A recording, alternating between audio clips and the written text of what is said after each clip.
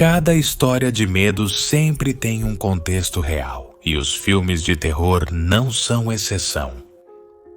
E nenhuma história mais sombria, comovente e retorcida do que a de uma criança muito especial.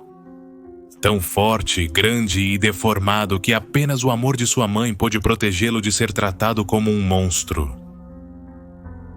Estou falando da história real que inspirou o famoso filme Sexta-feira 13 e que deu vida a um dos personagens mais icônicos do cinema.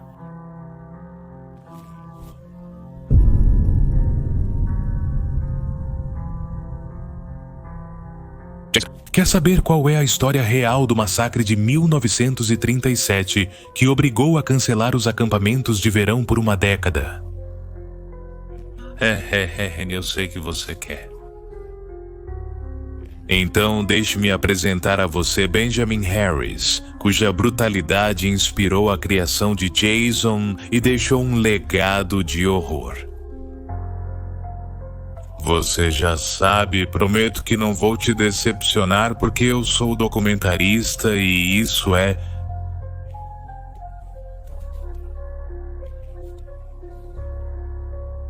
Jason Voorhees.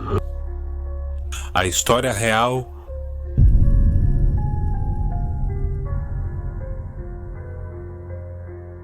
Em 1980 estreou Sexta-feira. Um grupo de adolescentes hormonais chega ao acampamento Crystal Lake com a típica combinação de vontade de festa, zero instinto de sobrevivência e uma incrível capacidade de ignorar as lendas locais sobre assassinatos brutais. Como era de se esperar, eles começam a desaparecer um por um das formas mais sangrentas possíveis. Cortesia de Pamela Burgess, a mãe vingativa de Jason. Mas no final, o verdadeiro protagonista surge, Jason Burgess, um menino deformado que supostamente havia se afogado. Mas que surpresa! Ele estava mais vivo do que nunca e pronto para se tornar o ícone do terror das próximas 4 décadas. Com sua máscara de hóquei que ele nem mesmo usou até o 3º filme e seu inseparável facão, Jason se tornou um fenômeno mundial. E bem merecido, ele tem, mas... a verdadeira história é ainda melhor. Era o ano de 1922 e nos arredores de Agoura Hills. A jovem rainha Iris, uma bela mulher de 19 anos e um passado repleto de transtornos mentais, estava sofrendo a solidão de ser rejeitada pelo povo. Então ela chamou uma bruxa e parteira das montanhas para ajudá-la. Por quê? Porque seu filho Benjamin estava arranhando para nascer. Os gritos de dor cortaram as risadas distantes de jovens sortudos que aproveitavam as águas do recém-inaugurado Lago Malibu. A bruxa tinha 80 anos e 70 de experiência em assistir partos complicados. No entanto, quando Reina deu à luz a Benjamin, a velha se recusou a carregá-lo. Gritou o Alishu 2 vezes e saiu andando sem olhar para trás. Reina implorou: "Não me deixe, maldita seja, volte e desate minhas pernas." A bruxa virou a cabeça para o lado, cobrindo a vista com a mão e respondeu: "Isso não deve viver, não o alimente e amanhã ele vai parar de gritar." Reina conseguiu se desamarrar e alcançar o bebê, colocou-o em cima dela e quando o viu, simplesmente achou lindo.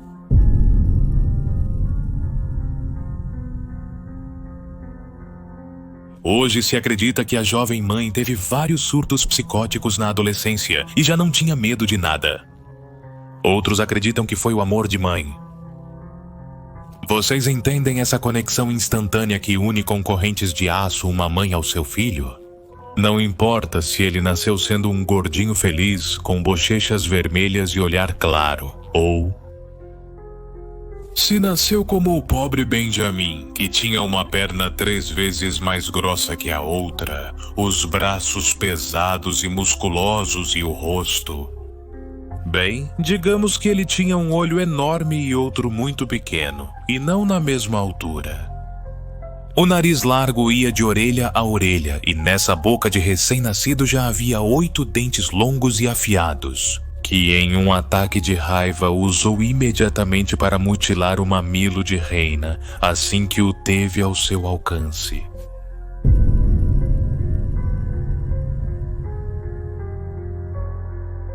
Pobre mãe. Estava ensanguentada, dolorida e com um bebê nos braços que parecia mais um puma raivoso, enorme, desfigurado.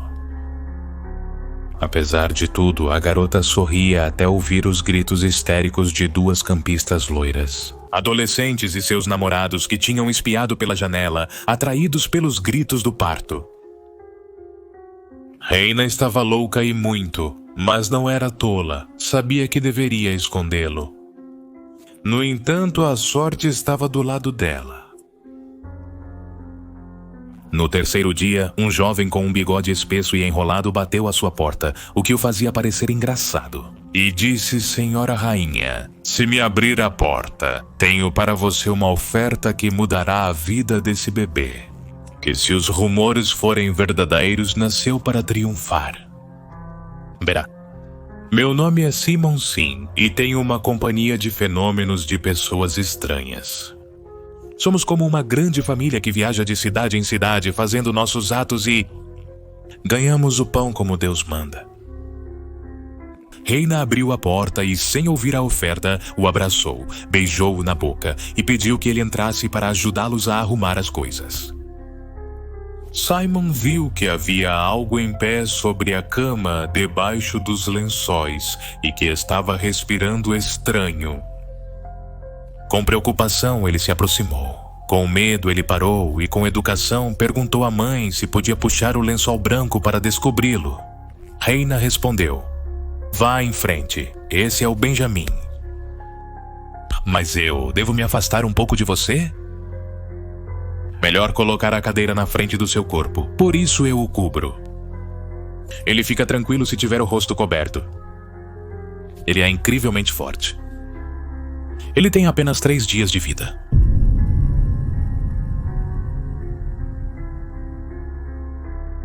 O jovem obedeceu, pegou o banco e colocou entre ele e a criança e o descobriu. E lá estava... O pequeno monstro estava apoiado em sua perna grossa, como se fosse ganhar impulso para pular, olhando fixamente e rosnando. Ele avançou como um leão, mas Reina o cobriu e então ele se acalmou imediatamente. Deus de todos os céus! Exclamou Simon e quase desmaiou de impressão, mas recuou e se recompôs. Olhou para Reina e disse com um sorriso: Vamos fazer um sucesso. Naquela manhã de 1922, eles deixaram a casa e só voltaram em 1937. Os anos na feira de fenômenos foram os melhores de sua vida, mas Simon Sim morreu e sua viúva escolheu dissolver a companhia. A rainha tinha as melhores lembranças. Não só aprendeu a conviver com as peculiaridades de Benjamin, mas também descobriram que todo o seu temperamento bestial era dominado com uma simples máscara. Na verdade, ele nunca pôde ser exibido sem ela, pois atrás dessa face de madeira com buracos que o faziam parecer muito melhor. O rapaz ficava tranquilo, sem incomodar ninguém, a menos que mexessem com ele. Além dessas experiências felizes, a bela rainha costumava oferecer seu amor a muitos dos fenômenos. E teve outra filha chamada Tânia, que agora tinha 10 anos. Só de vê-la, todos diziam que não havia dúvida sobre quem era o pai. Menina era quase idêntica ao que apresentavam como a besta do Congo. A mesma cabeça alongada, os mesmos braços que roçavam o chão. A pequena Tania era a alegria da feira e o amor de sua mãe e de seu irmão Benjamin.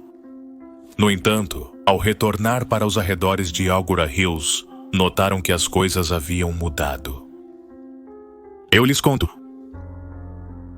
Lembram-se da velha bruxa?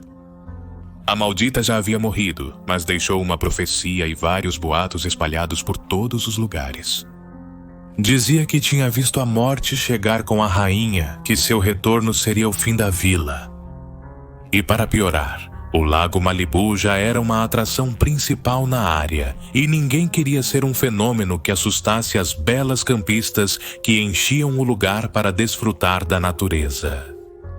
Enviaram o xerife e seu assistente para convencer, para o bem ou para o mal, a rainha a vender sua propriedade e sair de lá.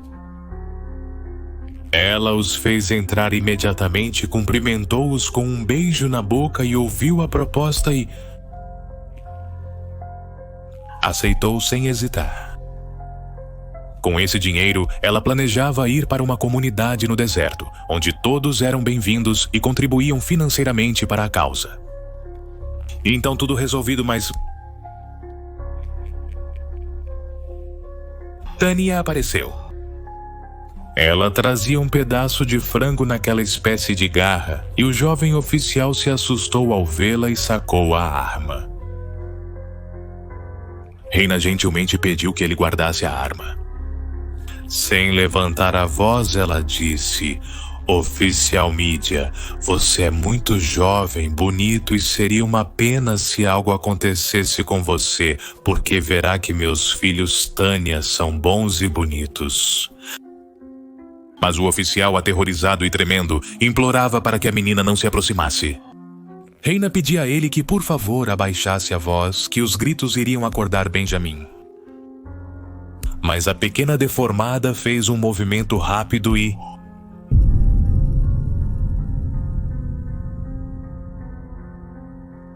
o disparo deixou todos na casa surdos. E quando tudo se acalmou, viram o corpo ensanguentado de Tânia, mas ela não estava no chão, estava a 2 metros de altura. E foi aí que eles o viram. Alguém enorme segurava o corpo de Tânia. Benjamin! Ele carregava nos braços o corpo inerte da irmã caçula. A máscara o fazia parecer menos ameaçador, mas seu tamanho descomunal e os 200 quilos de músculos os fizeram tremer. Reina gritava e segurava a cabeça. Não, não, minha Tânia, não! Oh, Benjamin deixou a menina em seus braços. Ele ficou olhando para os policiais, começou a respirar agitadamente de uma maneira quase sobrenatural. O jovem oficial tentou correr, mas não chegou muito longe. Com apenas 2 passos, ele o pegou e pressionou a cabeça contra a parede até que o sangue começou a manchá-la. Então usou sua textura áspera como uma espécie de ralador e, raspando-o de um lado para o outro, desfez o rosto dele como se fosse um queijo contra o ralador. Quando os dentes acabaram de cair, ele o jogou no chão e então pisou no resto da cabeça. O xerife atirou nele uma vez no peito. Isso o fez recuar um passo, mas Benjamin se recompôs e tentou tirar a máscara. Mas a mãe gritou para ele: "Por favor, não fazer isso." Ele obedeceu e avançou, e o segundo tiro piorou tudo porque acertou diretamente em um olho. Sim, entrou bem no centro do olho direito da reina. A bela mãe. Ela se interpôs e morreu. Benjamin pegou a mão do policial que segurava sua pistola e, quebrando cada osso, manteve-o preso. Enquanto procurava algo cortante, na cozinha, encontrou um velho, enferrujado e sem fio facão sobre um móvel. O policial gritava e implorava, dizendo: "Por favor, estava apenas fazendo o meu trabalho. O povo mudou e vivemos deles. Ninguém quer que os campistas vão embora, por favor."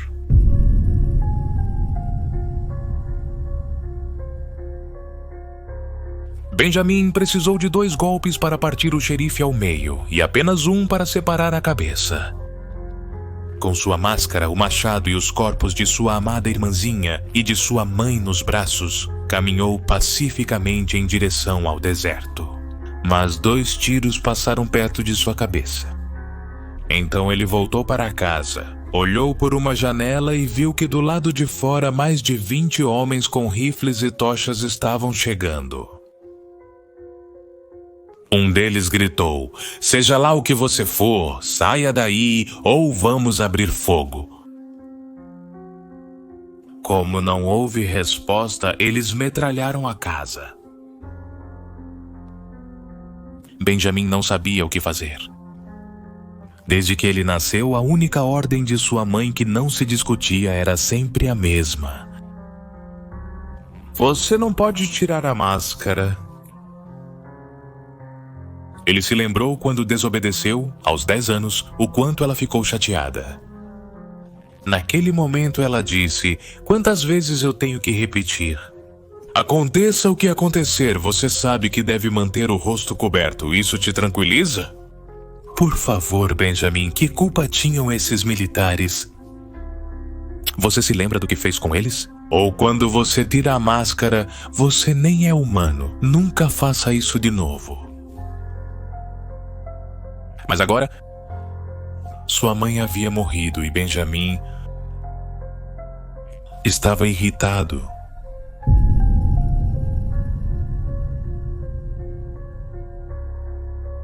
A última coisa que se ouviu antes dos gritos de dor foi a voz de um desses 20 homens armados, que quando viu o rosto de Benjamin sem a máscara, disse: "Meu Deus, o que é isso? Salva-nos, meu Deus."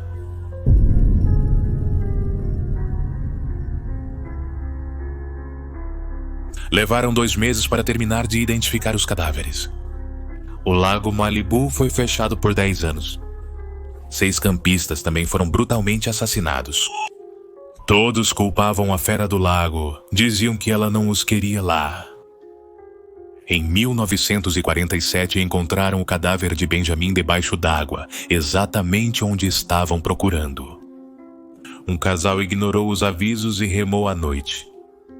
Benjamin os seguiu calmamente pela margem até que se aproximaram do cais e tentou capturá-los. Mas a madeira não suportou o peso e, quebrando-se sob seus pés, os deixou cair na água. E nosso protagonista nunca havia aprendido a nadar. Seu corpo com máscara e tudo foi exibido em uma coleção privada durante anos. Até que em 2024, a algum estúpido pareceu uma boa ideia roubar a máscara do autêntico Jason, e ele fez isso. Parece que não é mentira. Algo se ativa nele sem a máscara. E bem, os restos do corpo do ladrão, as enormes manchas de sangue saindo do prédio. Tudo se encaixa. Benjamin voltou e pode estar em qualquer lugar, até mesmo te observando, sim, você. Neste exato momento.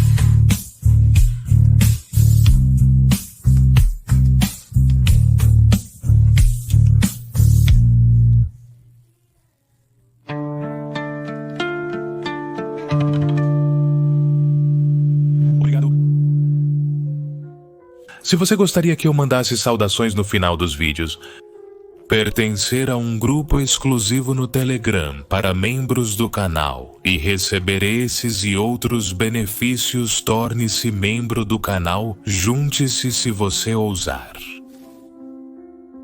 Luciano Ezequiel Rossi, Berenice Eje, Carol Ramos Cruz.